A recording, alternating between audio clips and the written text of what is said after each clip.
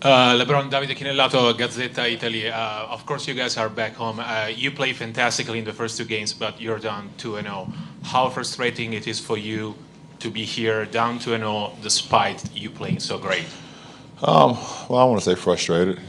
Just you never want to be down 2-0 in a series against anybody. So we have some things that we need to do better, obviously from game 1 and game 2 to get to game 3 tomorrow, and we look forward to the challenge once again. We know it's a tall challenge for us, but it's a great moment to be a part of. So we look forward to what tomorrow brings. A quick follow-up, if I can. Do you think for you personally it would be better to play even better, if it's possible, because you're playing so good, or inspire your teammates to elevate their games?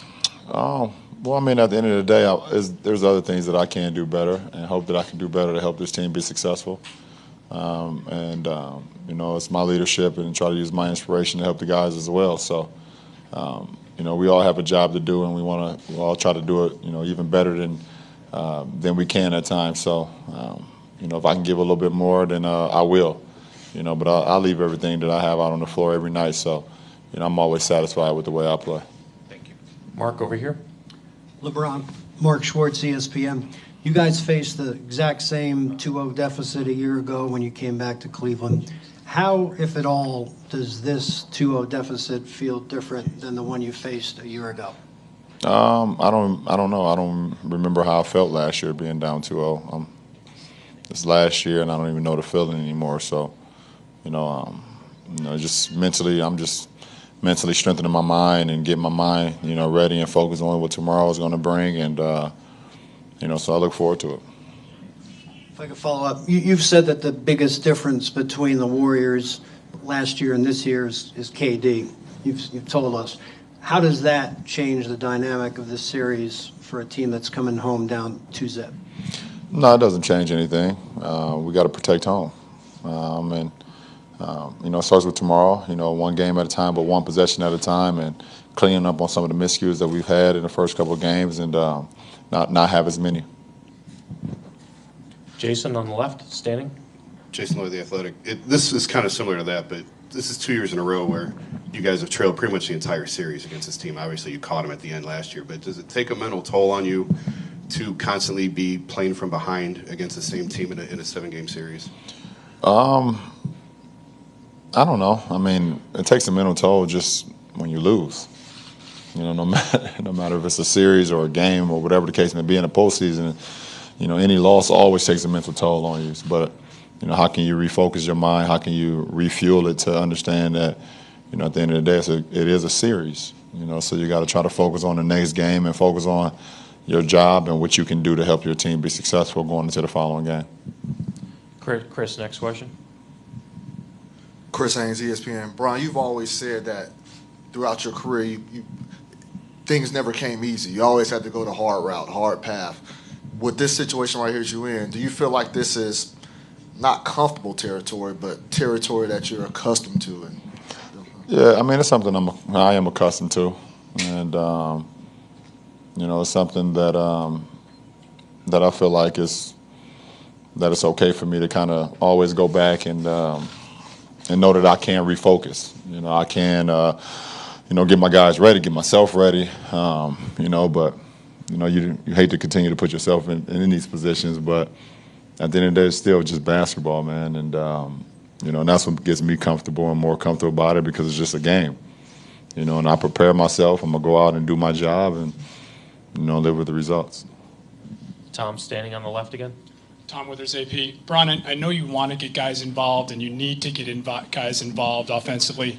Is that harder to do, though, at this point in the series when you're down 2-0 and you probably need to be more aggressive?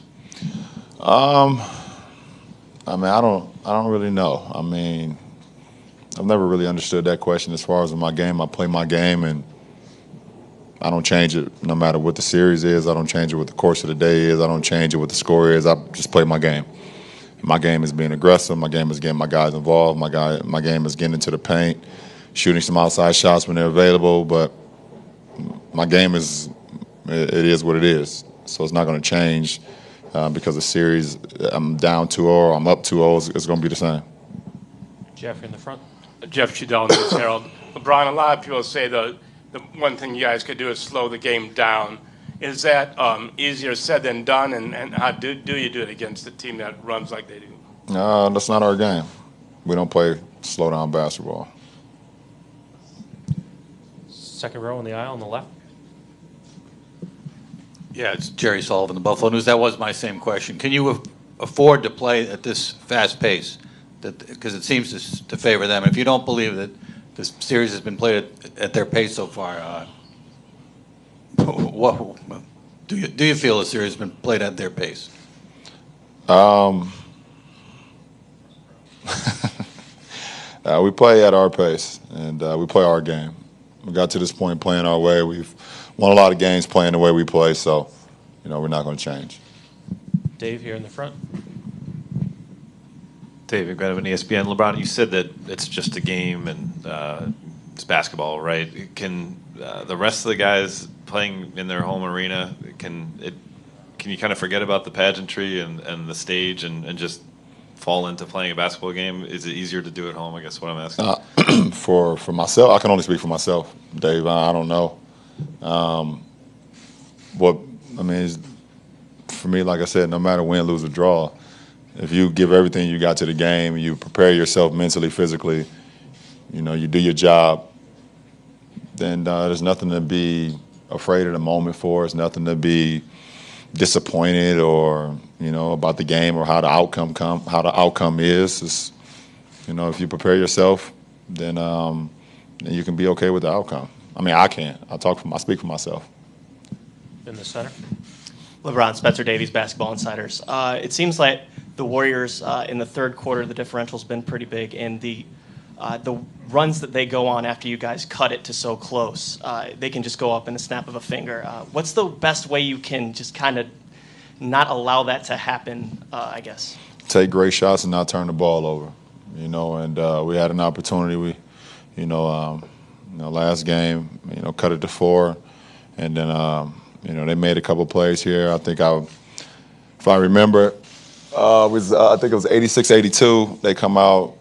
I did a stupid strip foul on Livingston. He hits 2 free throws. We come down and turn the ball over, and then they hit a 3, and it went from a 4-point game to a 10-point game that fast. So just can't make bad plays against a team that's that great. And then a quick follow-up. You also said that you want to get Kyrie Irving going early, kind of like how you guys did with Kevin for those first 2 games. What's the best way you can do that for him?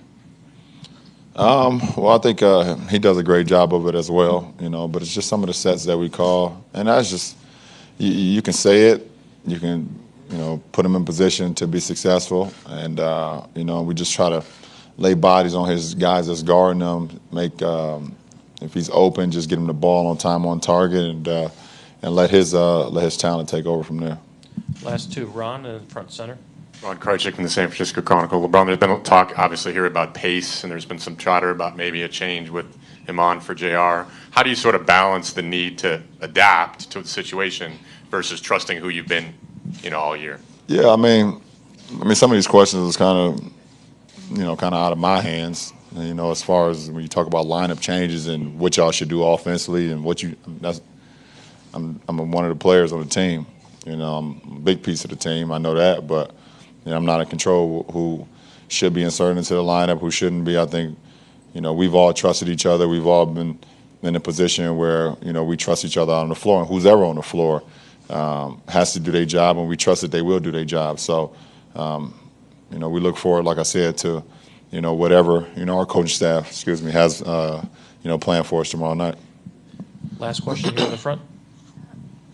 It's Sherry from Tencent, China, and if there's one aspect that you can change for Game 3, well, Tyronn Lue said this will be defensively. What's your opinion?